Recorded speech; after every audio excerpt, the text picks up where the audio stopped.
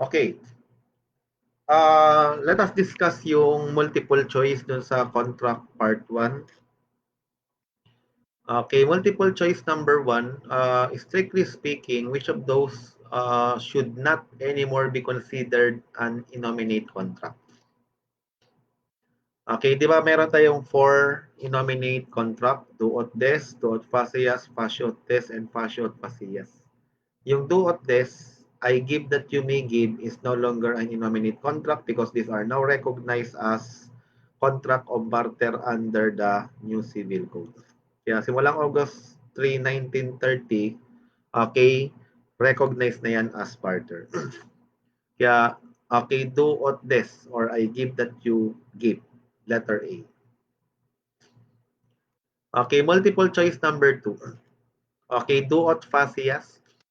Okay, di ba yung arrangement yan? Duot des, duot facias. Pangalawa siya, I give that you may do. Pwede rin, I give that you make. Kaya ang sagot is letter B. Okay, next.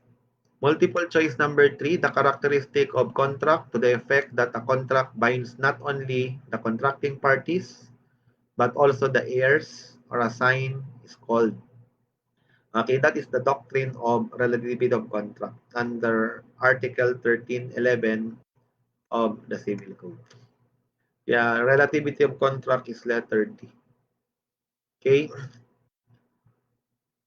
Multiple choice number 4.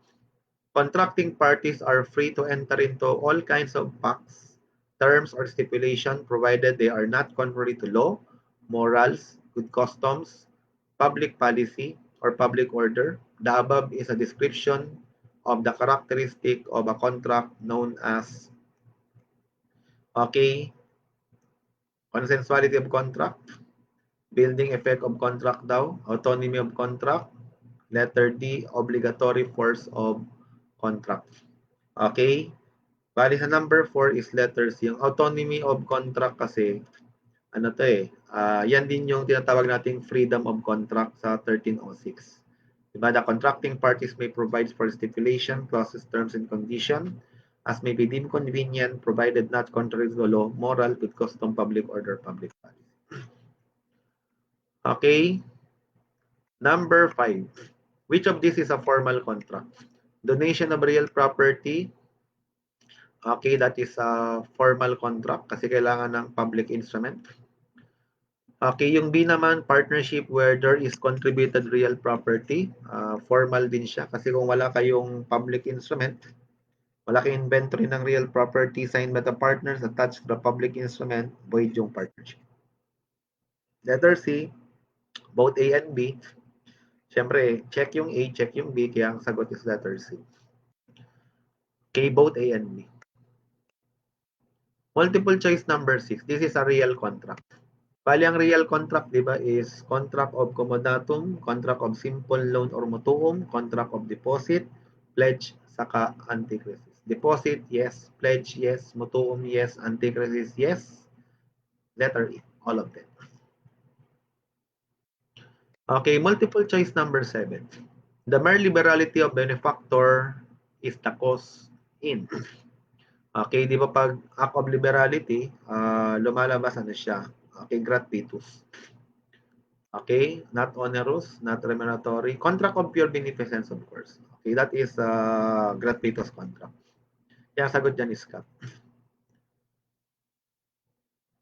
Multiple choice number 8. Which of this is a proof of the perfection of contract of sale? Okay, ang proof ng perfection ng contract of sale is an earnest money. Yung earnest money actually, sometimes we call it a down payment or the ARAS. Kaya ang sagot dito is letter C, earnest money.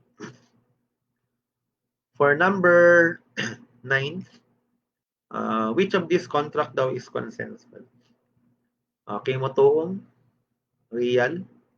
Comodatum is real. Partnership, yes, consensual ang partnership. Ang exception pag may contribution ng immovable property. Deposit is also real. Mortgage, actually yung mortgage kasi may ano dito eh. Mortgage is also consensual. Okay? Pero para maging binding sa third person, it must be recorded in the registry of property kung real estate mortgage. Yung chattel mortgage naman, may dapat ano yan, recorded sa chattel mortgage registry. Pero even though hindi siya recorded sa chattel mortgage registry, binding pa rin siya between the parties but not with respect to third person.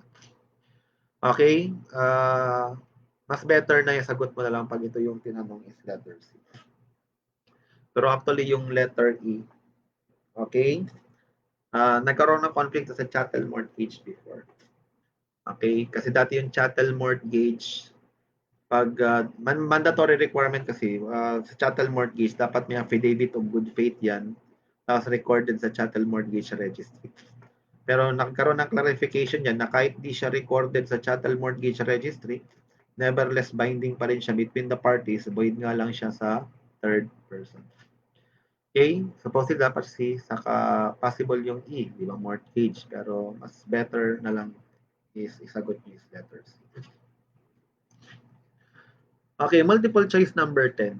Okay, S daw in Manila offered to sell to B in Cebu his house and lot for 10 million, giving the latter 60 days within which to decide. B accepted the offer of S by a letter.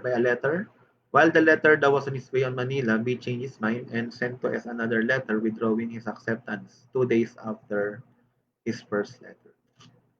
Okay? Dito, ang sagot natin sa number 10 is letter C. Bali, B can withdraw the acceptance because such withdrawal was made before S received his first letter of acceptance. Di ba sabi ko susundan natin yung kay Manresa? Kay mauna o mga huli, yung letter revoking the acceptance, walang meeting of the minds. Kaya you can withdraw the, withdraw the acceptance. Okay?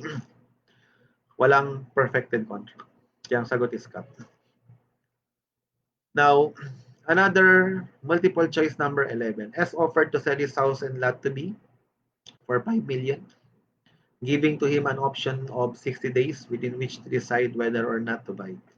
After only 15 days, S met T who offered to buy the same house and lot for 8 million. Now, S then notified B of the withdrawal of the option and proceed to sell to T. T filed an action for damages against S. Sa 1324 kasi, kung wala namang option money, okay, ang rule is walang option contract. Kaya ang rule is you can withdraw the offer at any time by communicating such withdrawal. Kaya ang sagot dyan is letter A. Bali, B cannot recover damages from C because his option is without consideration as something paid or promised. Wala rin kasing perfected sale dito. Kaya walang perfected contract of sale, wala ring perfected option contract. Kasi yung option contract, wala siyang option money. Okay, wala siyang consideration of his own, kaya pwedeng i-withdraw yung offer at any time. Okay, bali, letter A. Now, punta tayo sa number 12.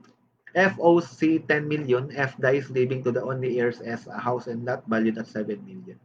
S voluntary pays 10 million. If you look 1311 second paragraph, sabi kasi doon, the heirs is not liable beyond the value of the property received from the decedent.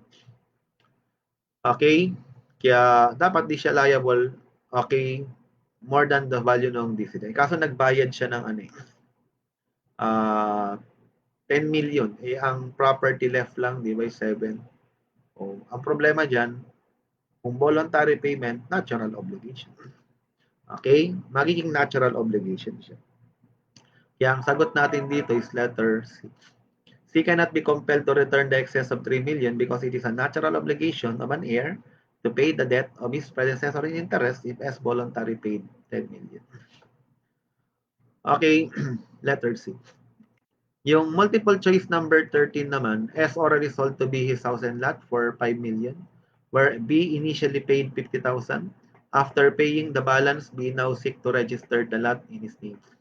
But the register of deed refused to do so. In this case, mapapansin mo, covered ba ng statute of fraud to? Hindi na, di ba? Kasi meron siyang down payment, di ba? Kaya lumalabas, the contract is perfectly valid na. Kaya, okay, ang remedy mo, i-compel yung other party na i-observe yung form. Okay? Kaya ang sagot sa number 13 is letter C. The oral sale of the house and lot, although unenforceable under the statute of fraud, has been ratified by the receipt of the consideration, and therefore B can compel X to execute the deed of sale in a public document. Okay, kasi ang status ng contract na dyan, valid and enforceable. Kaya you can compel the other party to observe the form. Okay, yung number 14, factor vitiating consent. Okay, ano ba yun? Mistake, violence, intimidation, undue influence, saka fraud. Okay, mora is delay.